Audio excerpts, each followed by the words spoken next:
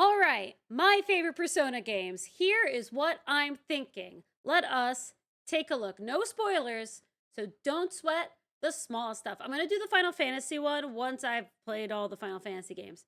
Let's start. I'm going to say F, have not played. And D is for dropped. Like I started it, but I didn't like it, so I stopped playing it. Cool.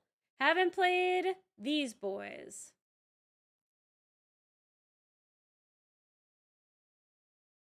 I know I should be talking about them. Persona 5 is my second favorite game of all time, besides Final Fantasy X, which is hard to beat something so beautiful, untouched, straight from the Lord. Final Fantasy X, phenomenal game. I like the quality of life changes in Persona 5 Royal. I like that you get baton pass right away. I like that you can play darts with your friends. Darts is fun. I like that president card game you play in the hub. But I feel like storytelling wise and like plot progression wise, 5 is stronger. I also feel that the extra stuff at the end of Royal, again, no spoilers, feels really added on. And even New Girl Kasumi, you get to barely hang out with her. You can only get her to confidant level 5, and then after Persona 5 happens, you get like you can finish her off with the royal stuff, and it feels like DLC.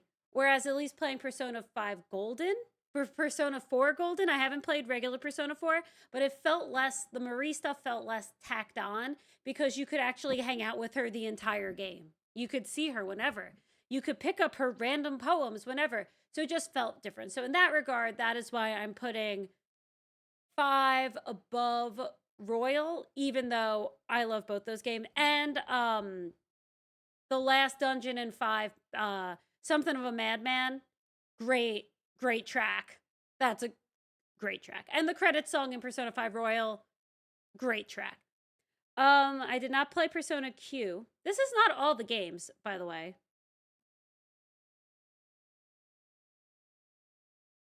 Persona 3 Portable, I'm putting at B. Persona 3 FES, I'm putting at C. I did not play regular Persona 3. You can't control everyone in Persona 3 FES. You can only play as the main character. AI is the rest of your team, and that sucks. Also, in my one playthrough of Persona 3 FES, no one wanted to hang out with me. There were so many. I worked at the coffee shop. No, in Portal you work at the coffee shop. I just drank coffee alone for so many days because all my friends were busy all the time. That pissed me off. I also didn't find a lot of the character stories super compelling. Unlike Persona 3 Portable, for some reason, I think Katone is my favorite protag. After playing FES and going to P3P, she brings out the best in the characters in Persona 3. Junpei's storyline, so much better. Yukari is so standoffish to you and weird in FES. She's like, oh, I have another girl in the dorm. I have another friend. Like she's a normal person in P3P. Fuka kind of sucks. Like I just thought I got to date Akihiko senpai. I mean, hello.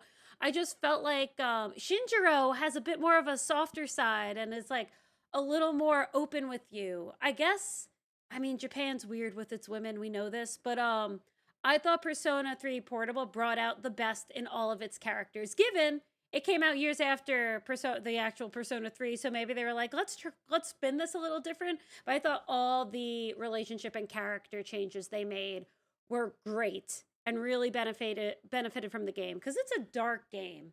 It's a dark game. It's a sad game. You need some hope. And FES was just a slog. And P3P did not feel like a slog, so I like it better. Still not Persona 5 territory, though. These are not all the Persona games. I should have checked before I clicked this one. I did not play Q. I did not play regular 4. I played 4 Golden. 4 Golden's probably there. Ooh, it might, it might, it might be that. No, no, it's there. I definitely like P3P more than Golden, but did I like P3P on the same level as Royal? Probably not. I'm obsessed with, look at my background. I'm so obsessed with Persona 5, it's stupid. So we're gonna leave that there.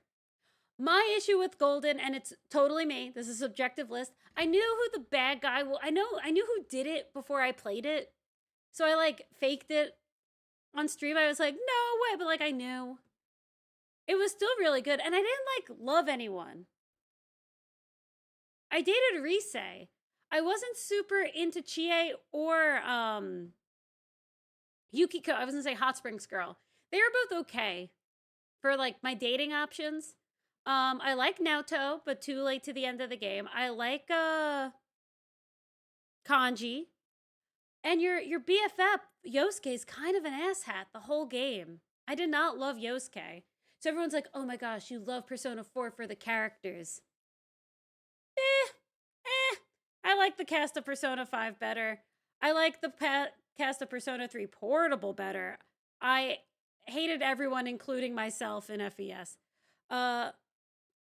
So, yeah, and then I did not beat Arena. I did not play this. What I did play was, I'm just going to make this up now. I dropped Persona 5 whatever, the Switch game that came out, the Dynasty Warriors-esque game. I didn't even get through the first dungeon. I did not like that game. I think it's more of the playstyle thing. And then I've played all the rhythm games, and none of the rhythm games are on here, and I could actually rank the rhythm games. I would say I would put 4 here, Persona 4 dancing. And then I would have P5 and P3 here. The plot in Persona 4 dancing was just really dumb. And the opening animated movie is just really freaky looking. The animation is really messed up. I like the other ones. There's not really plot in those though, but that's my tier list. Thank you for coming to my TED Talk. Do I still have that up? No, I used to have a little Teddy thing that came up for TED Talk. Yeah, play Persona 5 Royal. Well, play Persona 5. Play B and up. Don't worry about the bottom. Have a great day.